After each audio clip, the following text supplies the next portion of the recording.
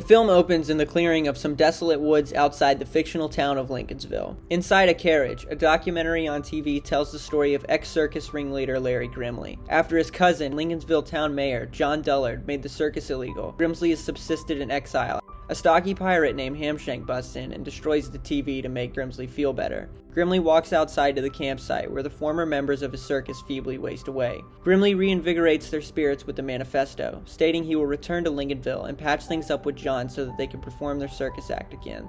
In an extended opening credits scene, the kids of Lincolnville shred over some sick mocap skate footage run through the Team Fortress 2 engine. Grimley and John argue inside John's house, which is modeled to look like one of the buildings on Camino in Attack of the Clones. Nobody! Grimley pleads with John to remember that they both share a birth defect in the form of a sixth toe. John says he had his sixth toe removed and donated, as some flies descend and feed on Grimley's open sore. Back at the skate park, the kids notice a poster for Tony Hawk's Boom Boom Huck Jam. Back at John's house, John tells Grimley that despite their family history, he is dead to him. Grimley chases John around the room before getting in a slap fight and stealing his toupee. Grimley says he won't return John's hair until he allows the circus to perform in town Thursday night. You can't handle Thursday night! Grimley smirks and escapes out the window. Back at the skate park, a character named Switch Mitch chokes on a ledge slide. Cud reassures him that he'll land it eventually if he gets good. Frank, the guardian of the group, walks in and interjects that Switch Mitch reminds him of someone he knew in the Air Force. Cud and Kit both rudely interrupt because they're sick of hearing Frank reminisce about how he risked his life for their comfort and security. Frank mentions that his old friend Tony Hawk is going to be coming into town to check out the event space. Switch Mitch scoffs, suggesting that even if Tony Hawk knew Frank, there's a slim chance he would go out of his way to come visit. This is immediately followed by a shot of Tony Hawk stepping out of a limo to greet Frank. Frank introduces Tony to the kids: Cud, Kit, Sage, Switch Mitch, and Jesse. Tony says what's up to Jesse, but Jesse's crushing teenage angst only allows him to feign a smirk. Off to the side, Tony's limo driver, with hair styled to look like the Stride Gum logo, answers the phone. Frank asks Tony Who's a Fed? making it clear that although he served in the military, he still doesn't fuck with cops. Tony drops in the bowl for about 45 seconds of runtime. Back at Grimley's circus camp, the crew prepares for their upcoming show. Grimley throws Hamshank into the air as a rainbow trails behind him. At the Civic Center, the gang talk about how cool it was to meet Tony Hawk. Switch Mitch is so enveloped by his Dollar General PSP that he almost gets hit by an egg Jesse intended for him. Frank yells at Jesse that it's not safe to be hanging from the rafters 40 feet off a concrete floor. Tony introduces the kids to the other skaters in the performance, Todd and DJ. They proceed to skate for a full minute of runtime before Tony eats it on a landing. Switch Mitch boasts to the others that even Tony Hawk has trouble landing some tricks. See? Even Tony Hawk has trouble landing some stuff. After being emasculated by his peers, Tony gets up but does not return. The gang walks outside to see Tony's limo speeding off with his board left behind. The kids inform Frank of this discovery, suggesting that Tony's been kidnapped. Frank calls Marshall, the Stride Gum model from earlier, who assures him that Tony's fine. Marshall hangs up and takes another call from Grimley immediately after, saying he's kidnapped Tony Hawk according to their plan. Frank tells the kids that Tony's okay and that his alleged kidnapping is just their imagination. He asks them to return Tony's backpack and board to his hotel before walking off. Back at Grimley's hideout, Tony is trapped inside a cage. Grimley enters and explains to Tony that it's the same cage from the episode of Happy Days where Fonzie jumps the shark. Grimley insults Tony's abilities, saying he could never do what Fonzie did on a skateboard. Tony questions Grimley about his motives. Grimley says he plans to bring the circus back in place of Tony's event. Circus? No wonder it smells like crap around here. Or is that just you? At the hotel, the kids reach a consensus that due to the potentially dangerous situation, they need to approach Tony's kidnapping with tact and discretion. They then immediately turn around and bang on Tony's door in unison, loudly asking if he's inside. DJ walks out from the room across the hall and asks the gang what's going on. Cud says they suspect Tony's been hauled off against his will. Yeah, he's always getting hauled off here and there to things he doesn't like doing. Press junkets, voice records for lame animated features. DJ says he'll make sure Tony's stuff gets back to him, and the kids leave reassured.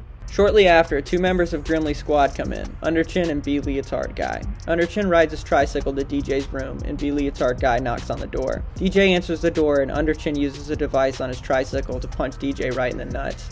Outside the hotel, Sage asks Switch Mitch to film him skate the parking lot. After another runtime-consuming skate montage, the gang reviews their footage. In the background, Switch Mitch notices Underchin and B Leotard Guy throwing DJ into the back of a van. The gang looks up to see that the kidnapping is still taking place right in front of them. Jesse gives chase to the van on his skateboard. Underchin sees Jesse in one of the side mirrors and takes a hard swerve, sending him flying into a ditch. Back at Grimley's compound, DJ and Todd join Tony in the cage. Ooh, smells like pee-pee and poo-poo in here. These Gotta be Tony. Back outside, the kids agree that searching for Tony is their top priority.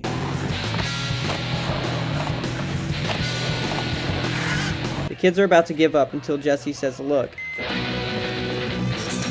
Jesse tells Switchmitch to come skate the empty pool with him. Switchmitch says he has more important things to do, like continue his last save on Monster Hunter. Switchmitch walks off and stumbles upon a drainage pipe. The gang then skates inside the drainage pipe. A car of clowns drives past the kids as they hide in an indention in the wall. Once the car passes, the gang follows them deeper into the tunnel, coming out in Grimley's hideout. The kids record some footage of Tony as a hostage and take it to Frank.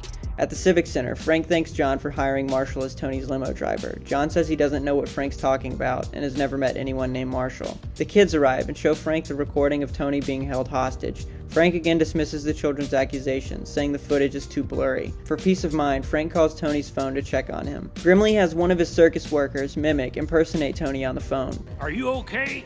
Yeah, I'm fine. I've known the man for years, and that was Tony. Dude, Cud asks Jesse if he has any fireworks, saying he has a plan for breaking out Tony. The kids return to Grimley's compound and create a distraction with the fireworks. Cud uses a doom buggy to tow Tony's cage out of the compound. Grimley gives chase and taunts Tony as he does. Tony warns Grimley about a tree coming up on the road ahead.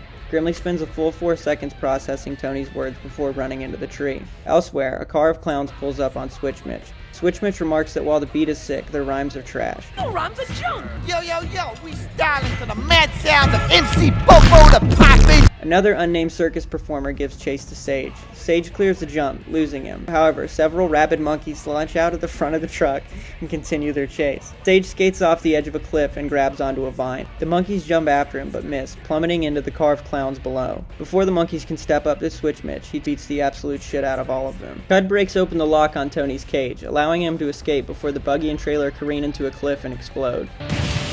See, even Tony Hawk has trouble landing some stuff. Grimley and Hamshank assume Tony and Cud died and casually leave to prepare for their show. Back at the Civic Center, Grimley, Hamshank, and Marshall break into Frank's room and reveal that Tony's been killed. As Frank moves to attack, the 3 villains stuff him into a bag and lock him in the closet. Grimley takes the stage and reveals to the audience that the show is going to be different than what they expect.